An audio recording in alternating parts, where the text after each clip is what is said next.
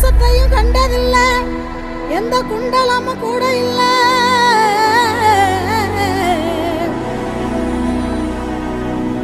வாள் தூக்கி நின்னா பாரு, வந்து சண்டை போட்ட எவனும் இல்ல. வாள் தூக்கி நின்னா பாரு, வந்து சண்டை போட்ட எவனும் இல்ல.